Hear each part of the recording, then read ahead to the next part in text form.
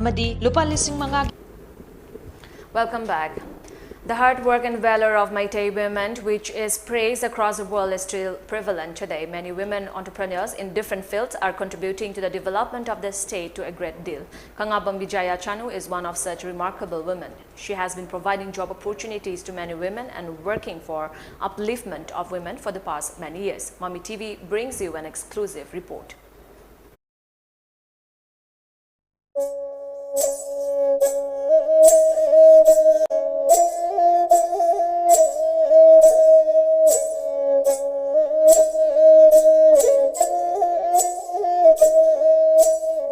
KANGABAM BIJAYA CHANU naha oina masin tongkhalaklibi nupi entrepreneur amani BIJAYA CHANU kumja listing amaga chamapan marifumangagi September gi taratarukta kuyathong thangal bazar dagi laikhidraba KANGABAM Mega Chandra amadi KANGABAM Kumudini anigi machanipan gi manungda manga suba oina taibang phaurakhi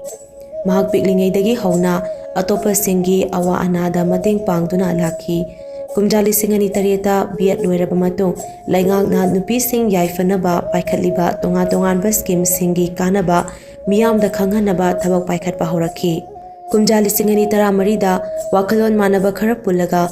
Women Development Committee kauba organization ama semduna nupi singi yaifa thaurangi thabak paikhat pa horakhi masidagi Manipur gi mapalda tongan ba training kaya ama chatuna anoba losing kaya tansinki tungda lengaki scheme kayagi maramda miyamda pausel piba entrepreneur ama oiba ngamlaki loinana India gi tongan ba NGO singna award kaya kusanaduna ikai khumnabu ulaki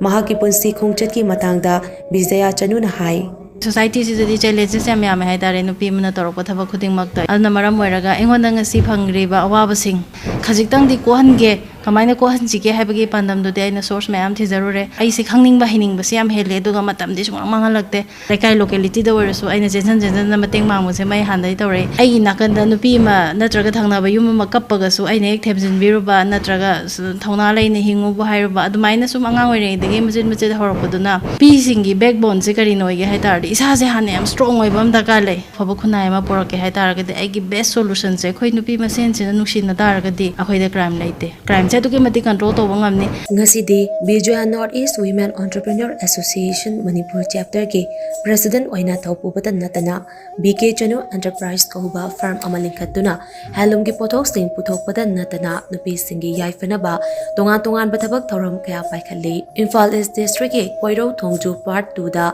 lam ama Matong Mafamasida Fisabi Singi work set Amashaduna Nupi Sing Masana Masabu Tabak Bijabangam Naba Honare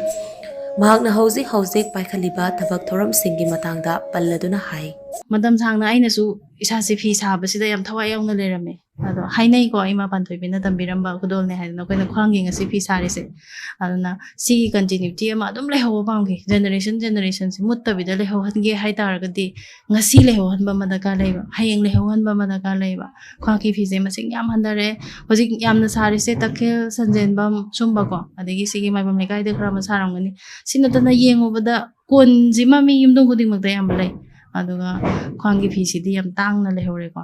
sigi se aina muzibu Manipur gi mafam da chatuna simu sandora ni ba every lekai every village ta nupi tara kun dangdi khwangi phi sa da ba ade habagi pandam da ne sida tor program se atopa lekai sing da so atopa kendra sing da so ay athu matan da so idon pai kalakani akoi Imphal East ki oina loinlung weaving da National Backward Classes and Development Corporation amasung Indian Institute of Entrepreneurship ki makhada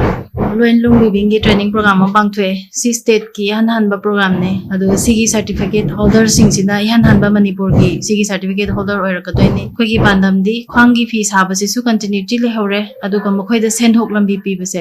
yum da moina wana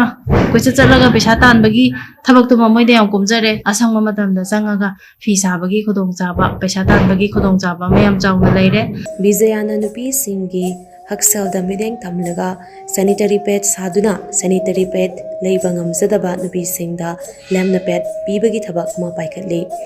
imom haina mingthon ba sanitary pad si saba masho market tobagi thabakna kunai asida shothana lairiba nupi singda sinabani nupi singda chalai halliba sigi maru oiba maramna nupi singa sigi semilon fagar hannabani haina so mahagna phongdoki ꯅꯨꯄꯤꯁꯤꯡꯒꯤ period ꯃꯇꯝꯗ ꯑꯩꯈꯣꯏꯒꯤ ꯊꯥꯒꯤ ꯂꯥꯛꯄ ꯃꯇꯝꯁꯤꯗ ꯑꯩꯈꯣꯏꯅ proper ꯍꯥꯏꯖꯤꯟ maintain ꯇꯧꯗꯕ ꯍꯥꯏꯕꯗꯤ sanitary ꯄꯦꯗꯁꯦ ꯑꯩꯈꯣꯏꯒꯤ ꯂꯩꯁꯥꯕꯤ ꯃꯆꯥꯁꯤꯡꯅꯗꯤ ꯑꯌꯥꯝꯕ ꯃꯐꯝꯗ ꯁꯤꯖꯤꯟꯅꯔꯦ